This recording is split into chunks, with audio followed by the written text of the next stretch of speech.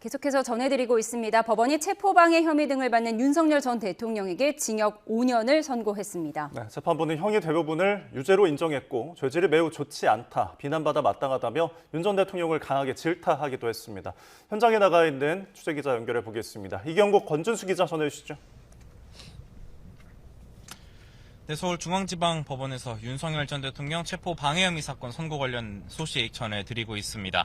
앞서 내란 혐의 재판에서 사형 구형받았던 윤 전 대통령 오늘 조금 전 별도 사건인 체포 방해 혐의 등 사건 선고 공판에서 징역 5년형 선고받았습니다. 일단 선고 결과부터 권준수 기자가 정리해드리겠습니다. 네, 일단 크게 나눠보면 5개 갈래의 혐의가 있는데요. 대부분 혐의에 대해서 유죄가 인정됐다고 봐도 무방할 거로 보입니다. 먼저 국무회의와 관련해 살펴보면 재판부는 계엄 당시 국무위원 7명에게 윤 전 대통령이 국무회의 소집 통지를 하지 않아서 심의권을 침해한 직권남용 권리행사 방해 혐의가 인정됐습니다. 사후 계엄 선포문 작성과 폐기 혐의도 유죄라고 판단했고요. 지난해 1월 공수처의 체포영장 집행을 방해한 혐의도 유죄로 선고했습니다. 다만 일부 혐의가 무죄로 판단됐는데요. 안덕근 전 산업부 장관 등 2명의 국무위원은 회의에 참석은 못했지만 소집 연락을 받았었던 만큼 심의권 침해가 인정되기는 어렵다고 봤습니다. 외신에 허위 보도 자료를 배포하도록 지시한 혐의와 사후 계엄 선포문을 행사했다는 혐의에 대해서도 무죄 판단이 내려졌는데요. 재판부는 이 같은 내용을 종합해서 윤 전 대통령에게 징역 5년을 선고했습니다. 네, 재판부 윤석열 전 대통령 행위와 태도를 강한 어조로 비판하기도 했습니다. 백대현 부장판사, 먼저 국무위원 심의권 침해와 관련해서 윤 전 대통령이 권한을 독단적으로 남용했다고 판단했습니다. 국무회의 심의는 국가 긴급권의 오남용을 막고 독단을 견제하기 위해서인데 그럼에도 불구하고 일부 국무위원에게만 소집을 통지해서 헌법과 법률을 위반했던 겁니다. 또 계엄 선포에 관한 사전 부서가 적법하게 이루어진 것처럼 허위 문서 작성에도 가담했다고 판단했습니다. 체포 방해를 지시한 행위에 대해서도 법질서 존중을 저버리고 경호처 소속 공무원들에게 체포영장 집행 저지, 증거 인멸을 시키는 등 일신의 안위 그리고 사적인 이익을 위해서 공무원들을 사실상 사병화했다고 판단을 했습니다. 재판부는 이를 통해서 정당한 공권력 행사를 무력화하고 국가 법질서를 침해하는 중대한 범죄를 벌여 죄질이 매우 좋지 않다고 질타했습니다. 그런데도 윤 전 대통령이 납득하기 어려운 변명으로 일관해 반성하는 태도도 보이지 않고 있다면서 훼손된 법치를 바로 세울 필요가 있어 엄벌이 필요하다고도 판시를 했습니다. 오늘 재판 2시부터 생중계가 이루어졌습니다. 법정 내부 모습도 실시간으로 살펴볼 수 있었는데요. 그렇다면 윤 전 대통령 반응은 어땠는지 권 기자가 정리했습니다. 네, 선고를 앞두고 법무부 호송차를 타고 법원 청사에 일찍 도착했던 윤 전 대통령이었는데요. 법정에 들어설 당시 평소처럼 남색 정장 차림이었습니다. 수용번호가 적힌 명찰을 달고 입장했는데요. 변호인단은 일어나서 윤 전 대통령을 맞이했습니다. 윤 전 대통령은 재판부에 인사를 한 뒤 피고인석 앞줄에 앉아 선고를 들었는데요. 선고 진행되는 도중에는 시선이 고정되지 못했고 초조한 듯한 모습을 보였습니다. 중간중간 눈을 질끈 감는 모습도 포착됐는데요. 다수 혐의에 대해서 유죄가 인정된다는 재판부의 설시가 이어지자 깊은 한숨을 내쉬기도 했습니다. 그리고 징역 5년이 선고된 뒤에는 얼굴이 붉어진 듯한 모습을 보였는데요. 윤 전 대통령은 선고가 끝난 뒤 변호인과 인사를 나누고 재판부에도 인사를 한 뒤 퇴장했습니다. 변호인단도 징역 5년이 선고되자 한숨을 내쉬는 모습이 저희 YTN 취재진에 포착됐습니다. 네, 윤 전 대통령 변호인들 재판이 끝난 뒤에 선고가 내려진 뒤에 바로 기자들 앞에 서서 입장을 전했습니다. 일단 유죄 판결 관련해서 대통령의 헌법상 권한 행사와 형사 책임의 경계를 지나치게 단순화한 결정이라고 재판부를 비판했습니다. 또 향후 어떤 대통령도 위기 상황에서 결단을 내릴 수 없게 될 거라면서 통치 행위를 언제든지 사후적으로 범죄로 재구성하게 될 위험이 있다고 주장하기도 했습니다. 그러면서 재판부가 급하게 결심 공판을 진행하고 선고 일자까지 잡았다면서 방어권에 대해 부당한 영향력을 행사했다고 주장하기도 했습니다. 이어서 형사재판은 정치가 아닌 법을 기준으로 했어야 함에도 정치화돼서 판단이 내려진 점에 대해 강력한 유감을 표한다고도 말했습니다. 이어 상급심에서 반드시 재검토돼야 한다면서 항소 방침을 밝히기도 했습니다. 그렇다면 특검이 오늘 선고를 어떻게 봤는지도 한번 살펴보겠습니다. 네, 특검은 선고 결과를 어떻게 봤는지 저희 YTN 취재진이 통화를 해서 입장을 들어봤는데요. 징역 5년 형량에 있어서 조금 아쉬운 면이 있지만 중요 혐의들에 대해 유죄 판단이 나온 점은 환영하는 모습이었습니다. 특수공무집행 방해 혐의 법정 상한이 5년인 만큼 가중 요인을 고려하면 이 체포방해 혐의에 있어서만 7년 이상 나올 거라 기대를 했다고 하는데요. 소집 통지를 받은 국무위원 2명의 시민권 위반과 관련해 무죄를 판단한 부분도 재판부가 법리적인 논리를 잘 맞췄던 건지 특검 내부적으로 검토한다는 계획입니다. 기존에 논란이 있었던 공수처 수사권 문제와 압수수색 영장 집행의 적법성 등에 대해선 증거 능력을 또 인정받았고 유죄가 선고된 점도 긍정적으로 평가했습니다. 특검은 오늘 재판이 다른 경호처 간부나 국무위원 재판에도 영향을 미칠 거라 보고 있는데요. 윤 전 대통령 내란 재판에 있어서도 이번 사법부의 판단과 태도가 크게 달라지지 않을 거라 예측했습니다. 이번 재판을 두고 항소 여부에 대해서는 내부 검토가 들어갈 예정입니다. 네, 오늘 재판부 선고를 자세히 살펴보면요. 향후 선고를 앞둔 이 내란 재판의 어떤 판시 내용들을 미리 엿볼 수 있는 부분들도 찾을 수가 있었습니다. 중요한 전제 사실들에 대한 판단을 오늘 체포방해 혐의 사건 재판부가 미리 판단을 내렸습니다.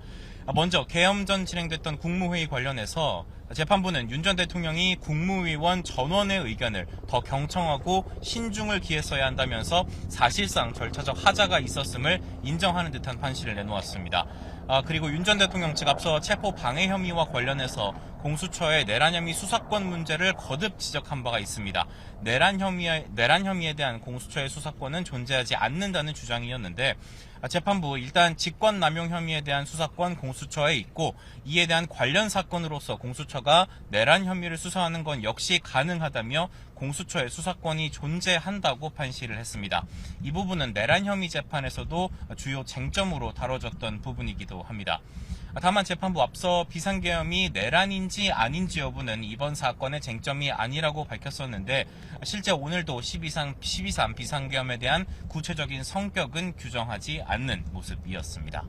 네, 비상계엄이 선포된 지 1년이 넘게 지나서 오늘 윤석열 전 대통령에 대한 사법부 첫 판단이 나왔습니다. 체포방해 등 혐의와 관련해서 대부분 유죄가 인정되며 징역 5년이 선고됐다는 소식 저희가 전해드리고 있습니다. 네, 이어서 사고 소식 전해드립니다. 오늘 낮 1시 15분쯤 서울 서대문역 인근에서 704번 간선버스가 농협 빌딩으로 돌진해서 중상 2명 등 13명이 다쳤습니다. 네, 버스 운전자는 경찰에 브레이크 결함을 주장했는데 경찰은 자세한 사고 원인을 현재 조사하고 있습니다. 취재기자 연결합니다. 배민혁 기자, 자세한 내용 전해주시죠. 네, 먼저 사고 직후 서대문역 인근을 비추던 CCTV 모습 보면서 사고 직후 모습이 어땠는지 설명드리겠습니다. 이 파란색 간선버스 한 대가 인도를 지나 농협빌딩 건물을 들이받은 채 멈춰 있습니다. 이 버스 뒤쪽으로는 인도의 경계석들이 부서져 파편이 나뒹굴고 있고요. 이 주변으로는 신고를 받고 출동했던 소방과 경찰 차량도 다수 보였습니다. 이 소방대원 수십 명이 곳곳에서 구조 활동을 벌이는 동안 경찰들은 주변에서 교통과 시민 통행을 통제하는 모습도 보입니다. 서울 서대문역 인근에서 704번 간선버스가 농협빌딩으로 돌진한 건 오늘 낮 1시 15분쯤입니다. 인도를 지나 돌진한 버스가 건물까지 들이받기 이동한 거리가 꽤 되는 만큼 부상자도 잇따랐습니다. 지금까지 버스 운전자 1명을 포함해 중상 2명 등 13명이 다친 것으로 파악됐습니다. 자세히 보면 보행자 2명이 크게 다쳤고 경상자 11명 가운데는 6명이 병원으로 옮겨졌습니다. 소방이 구조작업을 펼치는 동안 한때 인근에는 교통 통제도 잇따랐습니다. 경찰 조사 결과 버스 운전자 50세 남성은 음주운전은 아니었고 약물 간이 검사 결과도 음성인 것으로 확인됐습니다. 운전자는 경찰의 브레이크가 작동하지 않았다고 진술했는데 경찰은 차량을 국과수에 감정 의뢰해 정확한 사고 원인을 조사할 방침입니다. 지금까지 사회부에서 YTN 배민혁입니다. 과도 정부에서 배제된 베네수엘라 야권 지도자 마차도가 도널드 트럼프 미 대통령을 만나 노벨 평화상 메달을 전달했습니다. 미국의 마두로 대통령 축출 이후 베네수엘라 권력을 차지하기 위한 각축전이 미국에서 벌어지고 있습니다. 워싱턴 홍상희 특파원입니다. 베네수엘라 민주화 운동으로 지난해 노벨 평화상을 수상한 마리아 코리나 마차도가 자신의 메달을 트럼프 대통령에게 전달했다고 밝혔습니다. The people of Bolivar are giving back to the hair of Washington a medal, in this case a medal of the Nobel Peace Prize, as a recognition for his unique commitment with our freedom. 마차도는 앞서 마두로 대통령 체포에 대한 감사의 뜻으로 트럼프 대통령과 노벨 평화상을 나누고 싶다고 밝혔는데 노벨위원회는 노벨상을 공유하거나 양도할 수 없다며 불허 입장을 내놨습니다. 마두로 축출 이후 부통령인 델시 로드리게스가 임시 대통령에 오르면서 마차도가 트럼프 대통령의 환심을 사기 위해 메달을 전달한 게 아니냐는 분석이 나옵니다. 백악관은 트럼프 대통령이 마차도에 대해 현실적인 평가를 내렸고 그 입장은 지금도 마찬가지라고 밝혔습니다. And is he committed to a transition to democracy for Venezuela? Yes, and he is also committed to hopefully seeing elections in Venezuela one day, but I don't have an updated timetable for you today. 마차도는 트럼프 대통령의 마두로 체포가 베네수엘라 민주주의 복원을 향한 중요한 진전이었다며 자신이 베네수엘라의 차기 지도자가 돼야 한다고 주장해왔습니다. 여당인 미국 공화당에서도 마차도를 지지한다는 의견이 나오고 있습니다. Well, I think she's clearly going to become the president. I think the transition. I think that clearly Trump and Marco Rubio have a transition plan. 베네수엘라 국민은 모든 가능성이 열려 있다며 빨리 정상화가 이뤄지길 희망했습니다. Bueno, lo que queremos para todos venezolanos que esta reunión sea de gran bendición, pues, y que todo se arregle y que todo esté normal para. 마차도의 방미 일정에 맞춰 로드리게스 임시 대통령도 미국에 특사를 보냈습니다. 베네수엘라의 미래 권력을 잡기 위해 트럼프 대통령의 지지를 얻기 위한 경쟁이 뜨거워지고 있습니다. 워싱턴에서 YTN 홍사입니다. 오늘 스모그의 영향으로 전국이 초미세먼지 비상인 가운데 서울은 산불 영향까지 더해져 초미세먼지 농도가 매우 나쁨 수준까지 치솟고 있습니다. 대기가 정체하면서 오늘 밤까지는 대기질이 좋지 않을 거로 보이는데요. 취재기자 연결해 자세한 미세먼지 상황 알아봅니다.